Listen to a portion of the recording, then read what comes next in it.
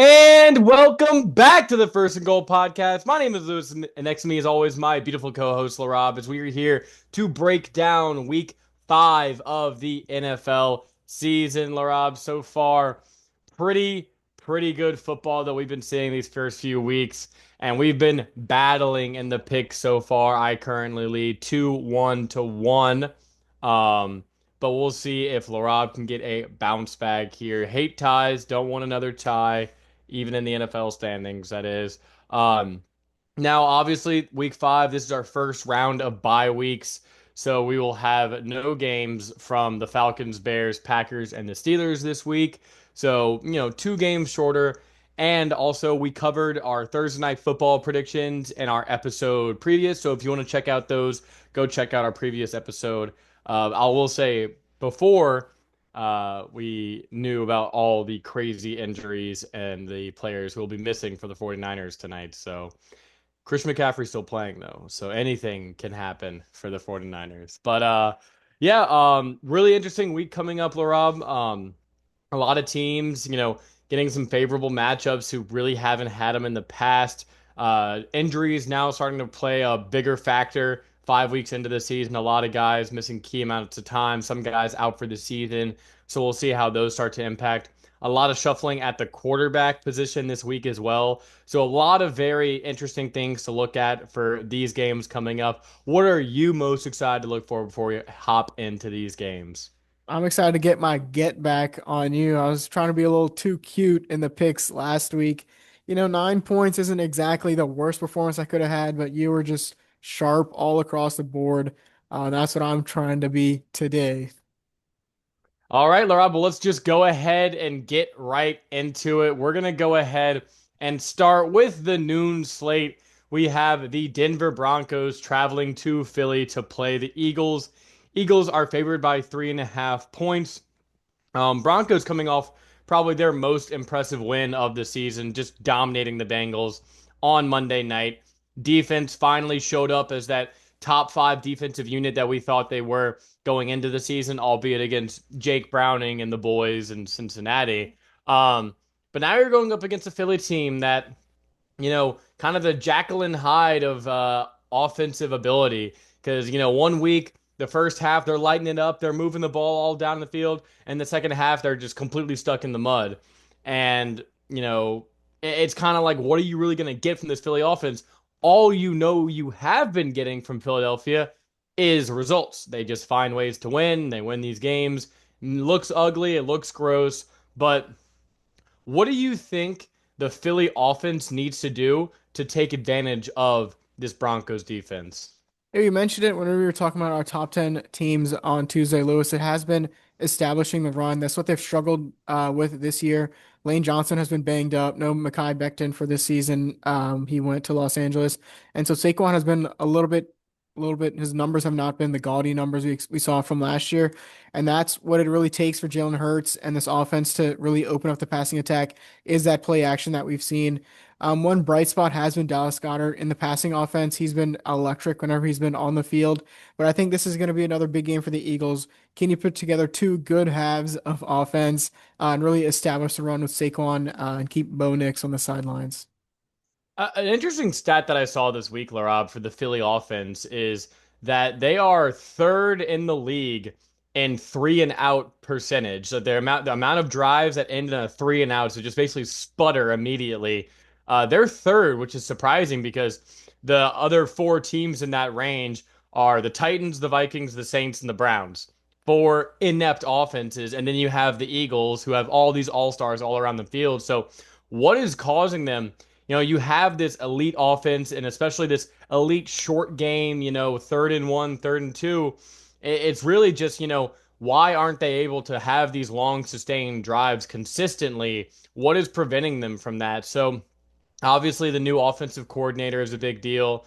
And we saw even in that Tampa game last week, just once they had a lead, they went super conservative. They weren't running the ball as effectively as they're used to. And they started to, give Tampa more and more opportunities to come back. Thankfully, their defense came in clutch at the end. But I'm just looking for this Eagles team to kind of establish that consistency offensively, right? find a rhythm, what works for you.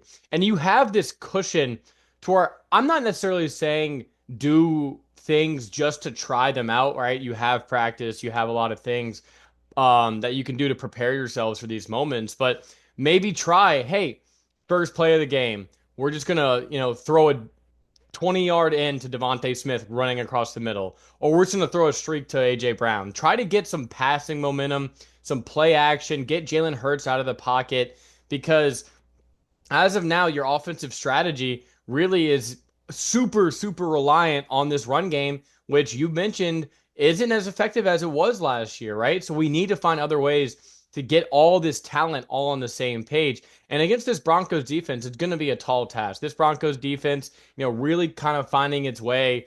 They were getting chunked in the run game early on in the season, but they did a really good job bottling up that Bengals running game last week. So can that continue into this game? I think this will be a big Saquon game, establishing that run, and hopefully off of that, this Eagles offense can establish that play action pass, getting some strikes down to AJ Brown and Devontae Smith. But then you have to worry about Pat Surtain on the outside, probably shadowing one of those elite receivers. So getting the other guys involved, all starts with the run game and establishing that, and just taking pressure off that ferocious front four for the Broncos. Flipping it over now, Bo Nix.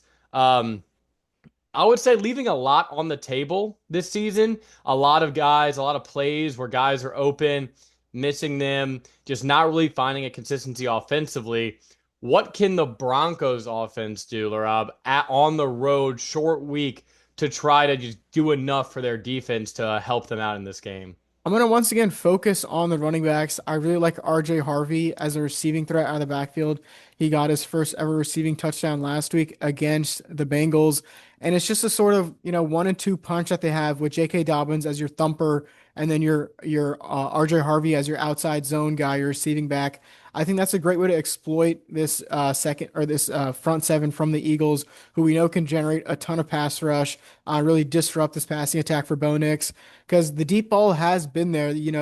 Guys have been open. Troy Franklin, one of the young guys in there, as well as Marvin Mims Jr., the speedsters on the outside.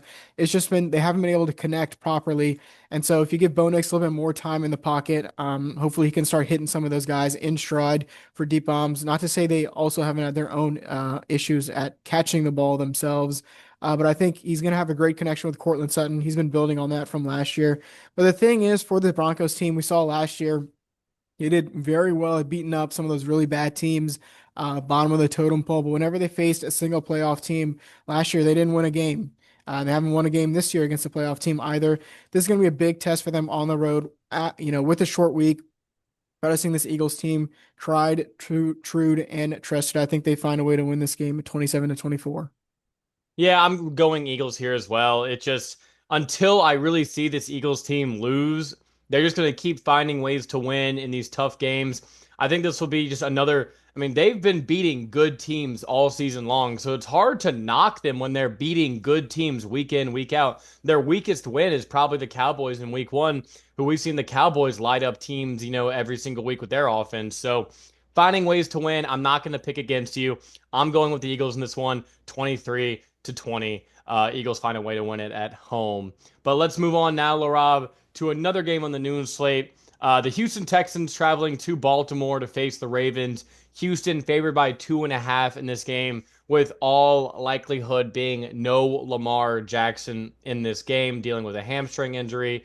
We really didn't get to talk about the Ravens in our last episode because we kind of just focused on the top 10 teams and the way they've been playing. There was no need to mention the Ravens in that discussion, even though both of us agreed that they should be a lock to be a top 5 team in the NFL going into the season, right? So it's not just obviously Lamar getting hurt, but this defense, I mean, losing 7 out of 11 starters, just banged up, getting gashed week in and week out.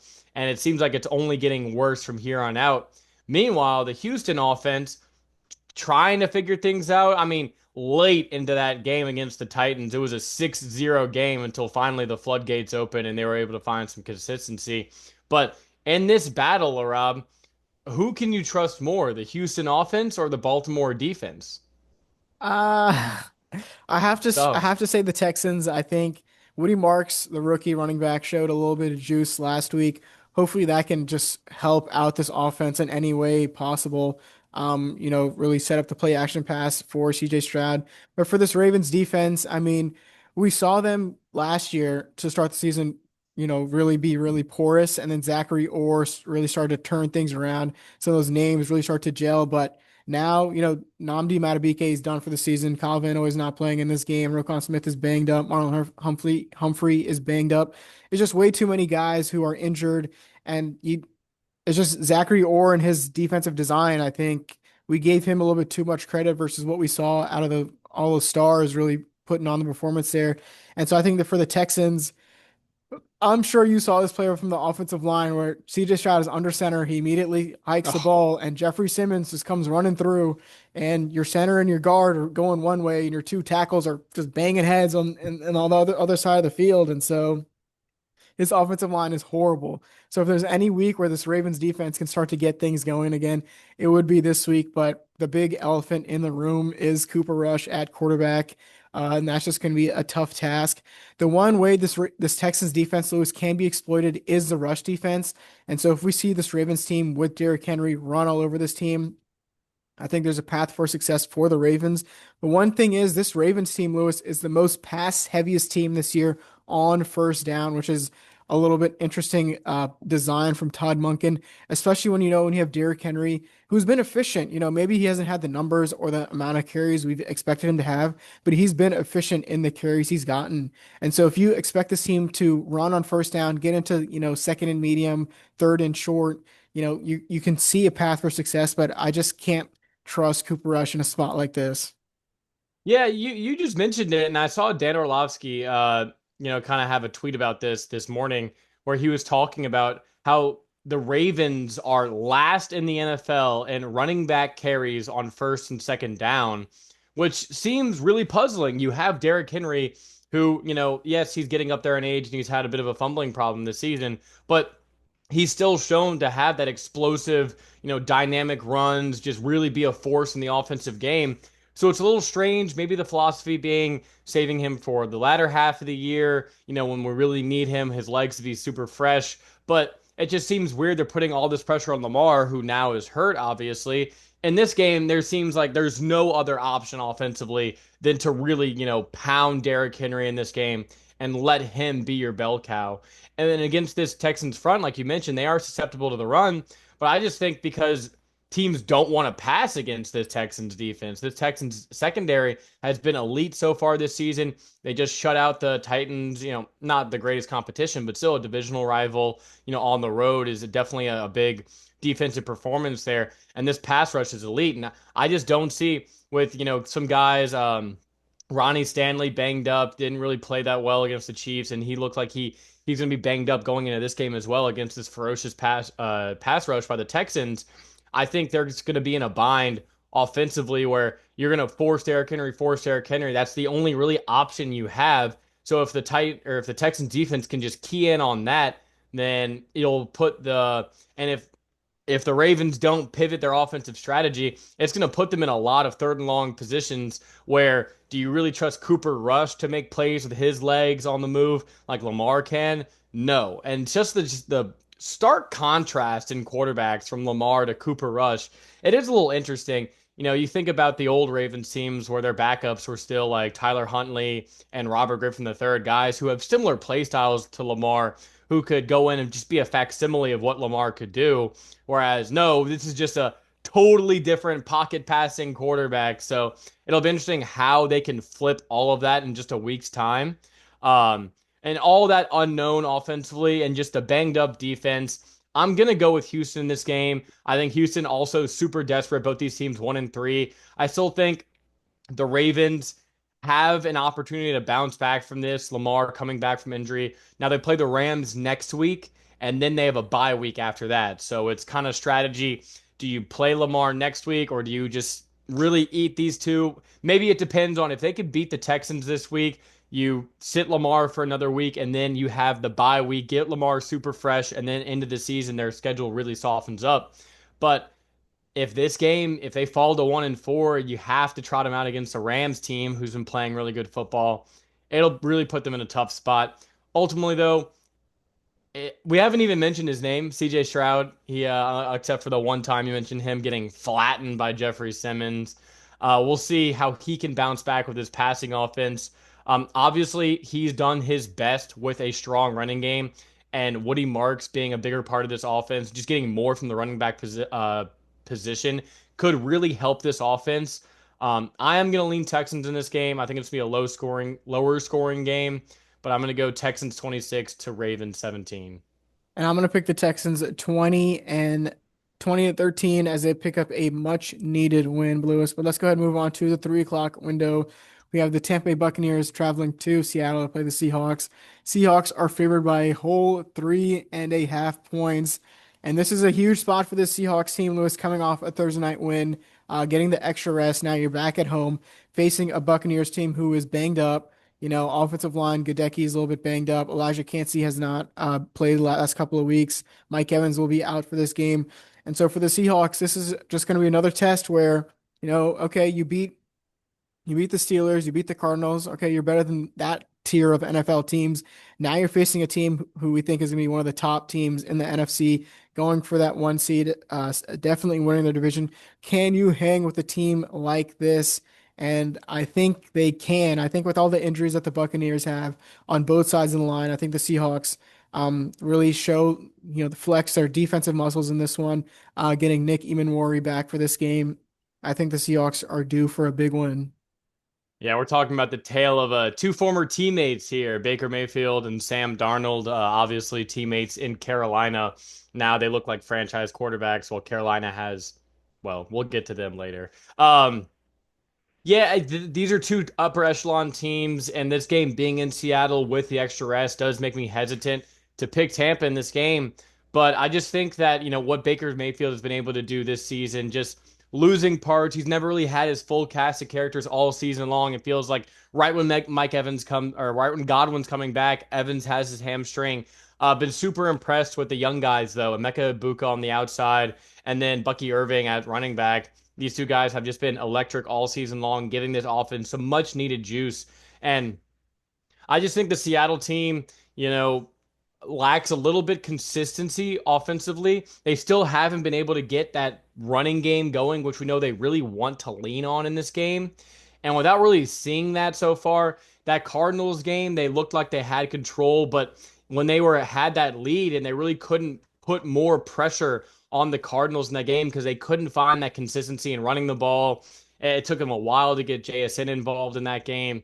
And then, ultimately a botched field kickoff by the Cardinals gives the Seahawks a short field. They win the game. But if they do have a lead on Tampa in this game, it'll be hard for me to think that they can keep that consistency, keep that running game going, and put that constant buffer between them and the Buccaneers to where if it's a close game in the fourth quarter, I've seen this Tampa team week in and week out find ways to win in the end, although being in Seattle. I just think this Tampa team has been through all these moments. They have that consistency offensively, and another week where Godwin can really kind of get situated in the offense, I think will just bring a little more consistency to this Buccaneers team. So I think I have the Buccaneers with the upset here on the road.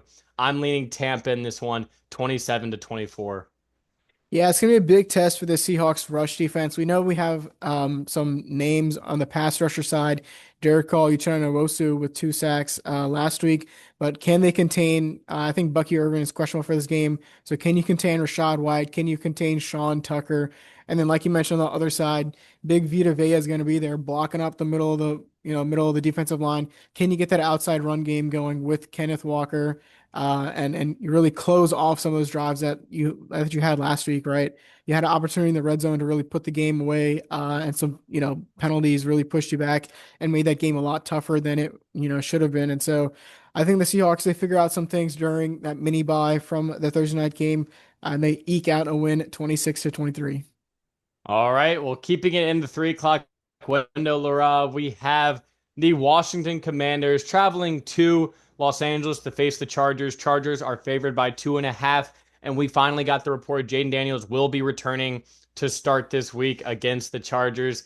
And he just brings that element of dynamicism to this offense that Yes, Mariota, good stopgap, and he makes more sense as the backup for Jaden Daniels than Cooper Rush for Lamar, right? But obviously, Jaden brings that level of just electricity to this offense, that kind of one man band ability to get some more reps in. And coming off this extended rest, I think he'll come out sharp and he will provide a lot of juice to this offense. The biggest question for me in this game is we saw this Chargers offense fall off a cliff the moment Joe Alt went down. Obviously, he is going to be out in this game. So you're missing your two Pro Bowl starters at tackle, Joe Alt and Rashawn Slater. Obviously, Rashawn Slater hasn't played all season long. So, how can this Chargers offense pivot now with two backups at the tackle position? This Commanders defense has been pretty bipolar all season long.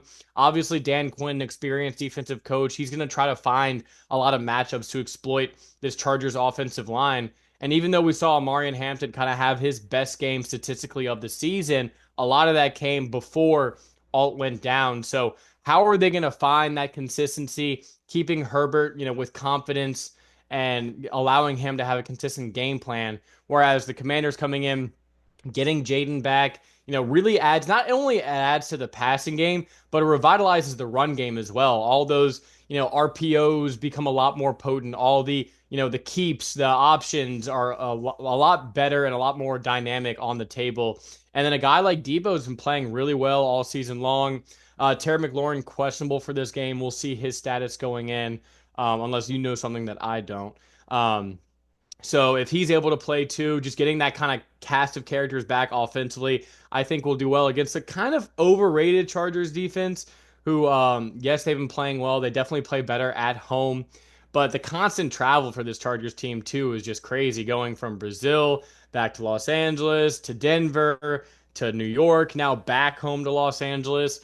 I think that does play a toll in this game, and I like the Commanders in this spot, Laura. The Chargers, the team with the most miles traveled at the end of the season. That is definitely going to be something to look at. But in this spot in LA, I think, like you mentioned, this Chargers offense passing attack most notably struggled when Joe Alt went down. I expect a lot of blitzes to come from this Commanders defense, who really has not shown to generate a lot of pressure with only four. And that means Justin Herbert, get the ball out quick to your guys, get the ball out quick to Keenan Allen, Lad McConkey, and Quentin Johnson has been a huge revelation for this team. They've just kind of figured out a nice way to use him in the middle of the field as this, run, catch and run guy. And he's really blossomed into someone who went from, a huge laughing stock to someone who you can really rely on the outside as a threat.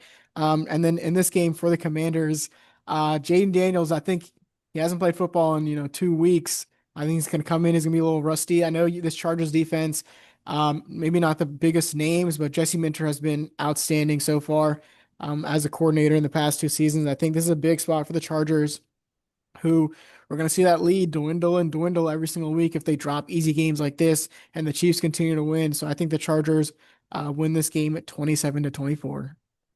Yeah, I think the Commanders are in a good spot here to really bounce back. They had a disappointing game last week against Atlanta. I think going into a spot with Jaden back brings a little more juice to this team, and I see the Commanders getting back on track on their own right, moving to 3-2. So I have the Commanders in this game, 31-30, and a game of the week contender. Chargers gonna find a way to Charger. But let's go ahead and move on now to Monday Night Football, Laraib. We have the Kansas City Chiefs traveling all the way to Duval to play the Jacksonville Jaguars. Jaguars are 3.5 point underdogs in this game at home.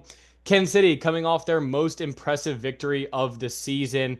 And you really saw a lot work for this offense, right? Getting Xavier Worthy back, we just opened up the whole offense for them, right? Getting that just reliable down the field threat for Mahomes just provided so much juice, not only to open things up down the field for Tyquan Thornton on the other side of the ball, but open up the middle of the field for Kelsey and Juju to work the middle of the field. And then the running game kind of had its best game for the running backs, right? Pacheco finally arrived and Kareem Hunt eating up those tough yards. Kareem Hunt, funnily enough, most touchdowns in October since 2017. Just pretty interesting to note. So maybe this could be a big month for him going forward as well. And the thing for me is this Jacksonville defense getting a lot of praise early on in the season. 13 takeaways through 4 games, leading the NFL, 9 interceptions and 4 forced fumbles. Um, they've really just been elite at taking the ball away. But the numbers themselves really aren't too impressive, right? And you look at some of the quarterbacks they've faced so far. I mean, in week 1, you get Bryce Young, and then you play, an injured Brock Purdy last week, and you're kind of just feasting on some of these lower echelon quarterbacks. Now you're playing a rejuvenated, higher confidence Mahomes, who's coming in there with some better help at the weapons position. And if I saw Kansas City, if they're ever with Mahomes, if they win the turnover battle, they're basically unstoppable. They're 36-2 with Mahomes. But if they lose the turnover battle, they're just slightly over 500. They're 14-12 with Mahomes at quarterback. So if this Jacksonville defense keeps up this hot streak and they can get some timely plays on the ball, force Mahomes in some bad plays, they have a chance in this game. But I just think the way this Mahomes offense can take care of the ball, use Xavier Worthy to open up the field for the rest of the offense, they're going to find a way to win here. I like the Chiefs. Yeah, and then on the other side of this Jags offense, Trevor Lawrence, him and Brian Thomas Jr. have not been on the same page so far this season. When the one bright spot has been the rushing attack with Travis Etienne, with Bashal Tutin. We know it's always going to be a struggle to run the ball against the Chiefs, but you can get any sort of success in this game, really open up that play action pass because this Chiefs secondary has not been too impressive this year. We know our guy Trent McDuffie at the cornerback position, but outside of him, it really hasn't been too impressive from what I've seen. But we know Chris Jones and George Karlaftis are going to have their fingerprints all over this game. Can Trevor Lawrence hang in the pocket? Can they continue to play really well defensively? Devin Lloyd, sneaky defensive player of the year candidate, just the way he's been playing at the linebacker position. But I just think this is going to be too tall a task for the Jaguars. And they lose a close one, 26-23. The Chiefs get their third victory of the year. And you mentioned, and I want to hit on this before we move on to our other games, is really this Jaguars running game. They've kind of changed their. When you think of the Jaguars, you think of BTJ, you think of Trevor Lawrence, you think of flash, not a lot of substance, right? But Liam Cohen's kind of bringing an edge to this team, really leaning on defense and running the ball. And I think that identity shift for them is really important, especially going into the later parts of the season. So I like a lot of what Liam Cohen's been able to do in his tenure there. But going up against this Spagnuolo defense, who's still really good at stopping the run, forcing the Jaguars in a lot of tough positions where they have to make plays. And you always know there's the Chiefs tax. Whenever you're playing the Chiefs late in the game and you're trying to press, trying to go for it on fourth downs, Liam Cohen's going to want to be aggressive in this game. I don't know if Trevor Lawrence is going to have the fortitude to really put them in a position to win. Yeah, his torpidity is going to skyrocket in this game, you could say. But let's go ahead, Laura. That's going to do it for all of our highlighted games of the week. Let's go ahead and rip through the remaining games, starting with our third international game. We have in London the Vikings staying overseas. Obviously, they played in Ireland last week, hosting the Browns. Vikings are 3.5 point favorites. Notable thing here, Dillon Gabriel is now the starting quarterback. Joe Flacco hitting the bench after his very underwhelming first 4 weeks of play. So, rookie quarterback going overseas to play the Vikings defense. I don't know, Laraib. What are you thinking in this game?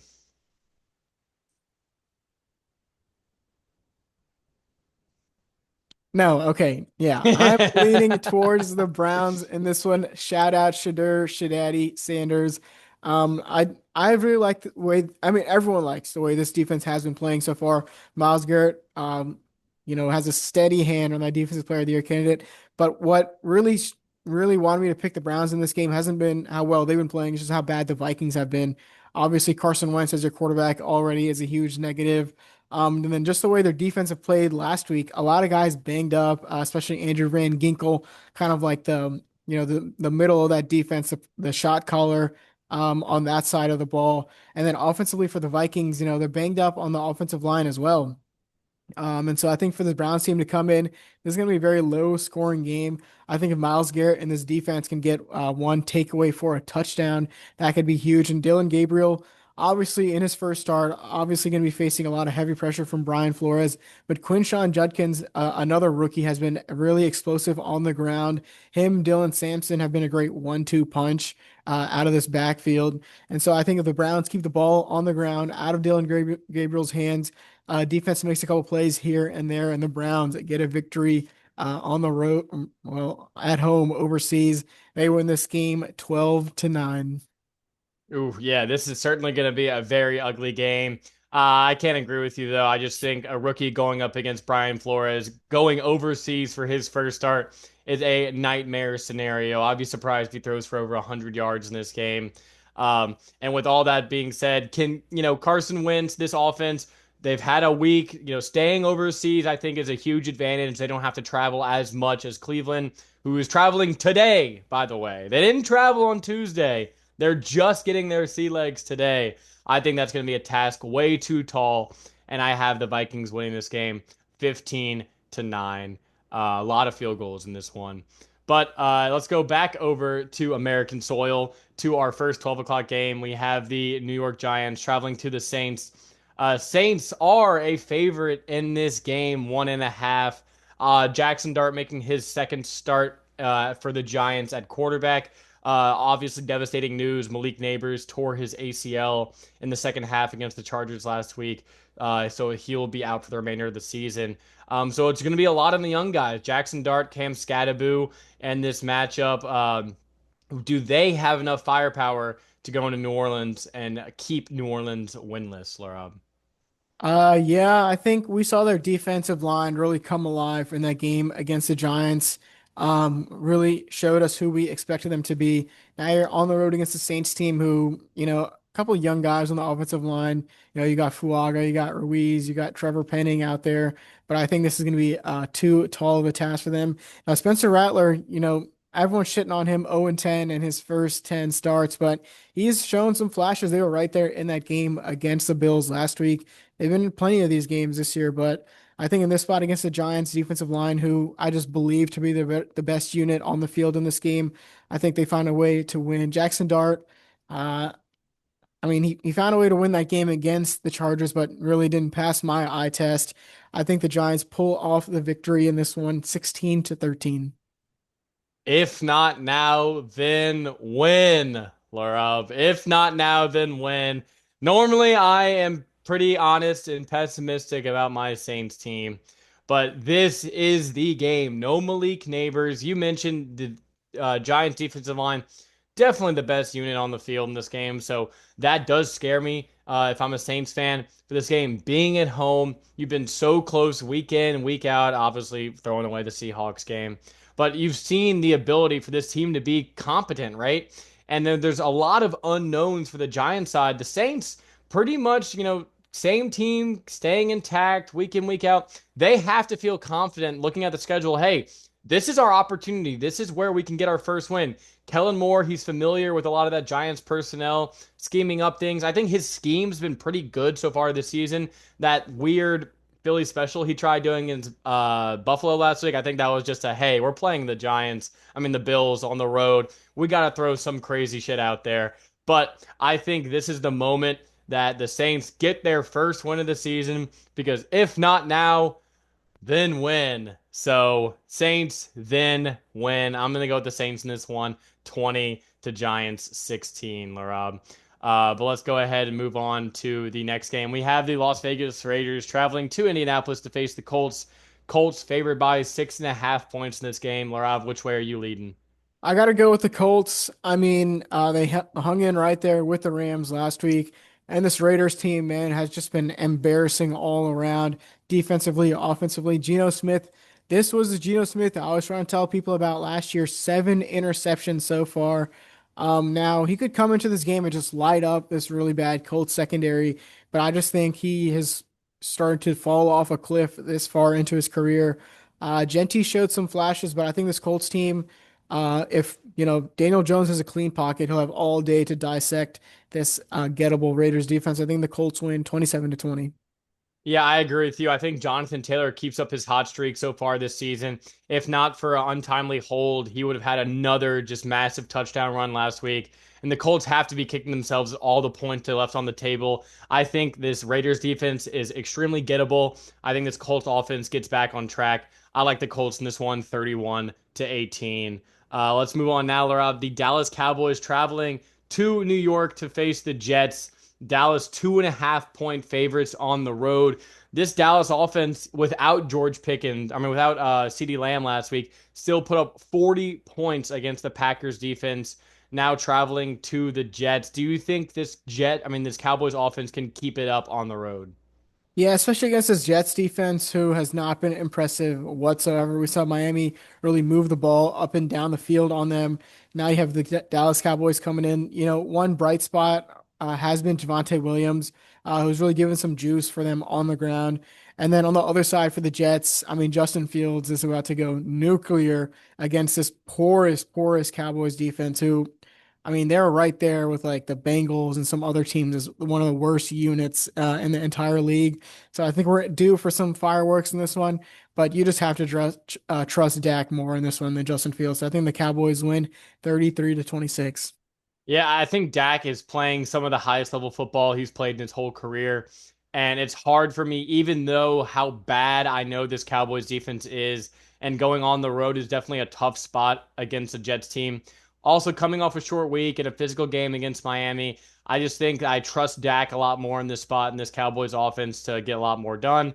So all these games are going to be shootouts, so I'm going to go with the Cowboys 28 to Jets 24 in this game. And I honestly, I think this game has trap written all over it after an emotional Sunday night game. But I don't have the balls to pick the Jets in this one. So I'm going with the Cowboys. Next game up, Laraib. Woof. We have the Miami Dolphins traveling to Carolina to play the Panthers. Miami, a 1.5 point favorite on the road. And you can say, Lewis, you just said the same thing for the Panthers. If not now, then when? Panthers got their win. They had their 30-0 blowout. And boy, oh boy, did they look dreadful last week against the Patriots. And this Miami team, obviously, a devastating injury to Tyreek Hill on Monday night. He's going to be out for the season, and now his career is in jeopardy. So, prayers up for him. Whatever you think of the guy, it's just a tough injury. But I saw a lot from this rushing attack of Miami. I still think Mike McDaniel is a good play caller. They could scheme up a ton against this Panthers defense. Look out sneaky for a guy like Malik Washington to have a big game in this one in the slot. He's made some splash plays this season, and Jalen Waddle has also been having a really good season so far. So it's just this Panthers team has just been so dreadful all season long. I really don't feel confident either way in this game, but I just have more faith in Mike McDaniel. And if Tua's healthy, this is a game he always beats up on the tomato cans, and the Panthers certainly fit that description. So I have the Dolphins winning this game. Yeah, I'm also going to lean Miami, but one sneaky thing is we saw the Jets really had a way to establish a run against the Dolphins last week. If Chuba Hubbard and Rico Dowdle can recreate some of that success, they will still find a way to lose. I think the Dolphins win 26-20. All right, let's go on now to the 3 o'clock slate, Larav. We have the Tennessee Titans, also 0-4, traveling to Arizona to face the Cardinals. Cardinals, 7.5 point favorites in this game. I think that line opened up at 9.5, so definitely going in the Titans' direction.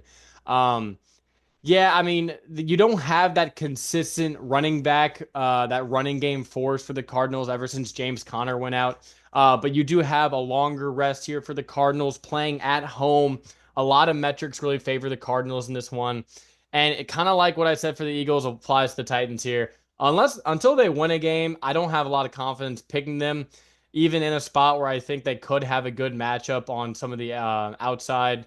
I really do like Will Johnson at corner as a defensive rookie, but we'll see how he can fare in this game. It's just, uh, what's his the quarterback? Oh, I'm blanking. Cam Uh, Ward, Cam Ward. Murray. He said it best. I'll keep it a buck. We're ass. And wow, that's a beautiful mindset to have, Cam. I'm going with the Cardinals in this game, 23-17. Yeah, I just think Brian Callahan is the worst head coach in the NFL, and he needs to go sooner rather than later.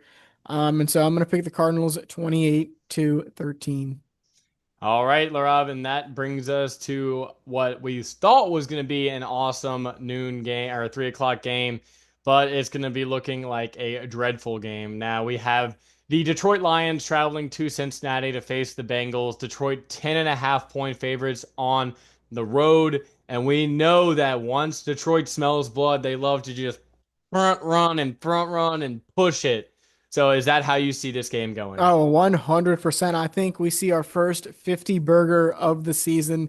This Bengals defense is awful. Zach Taylor is an awful coach. Plus, the Bengals coming off a short week. The one thing is, this game is outdoors. And so, Jared Goff, he can't play unless it's that pristine 75 degrees. But I still think they find a way to run all over, throw all over this Bengals team, especially with Jake Browning, who, ooh, he has not been good. And so I think the Lions win 50-17. Wow. Yeah, and just so you're aware, I just checked the weather when you mentioned that. It looks like a nice crisp 82 degrees in Cincinnati, so shouldn't be too far off from Jared Goff's perfect conditions met.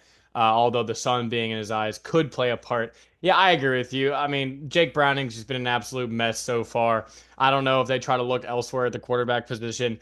Maybe this is a game where some of their fantasy guys can get right. Some backdoor. Hey, let's just throw it up to Chase. Lions defense doesn't really caring that much.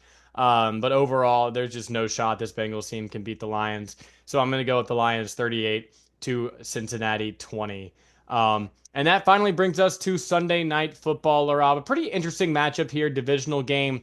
The New England Patriots are traveling to Buffalo to play the Bills. Bills only play home games, it feels like. And they are favored by 7.5 points at home. I really liked what I've seen from Drake May so far this season.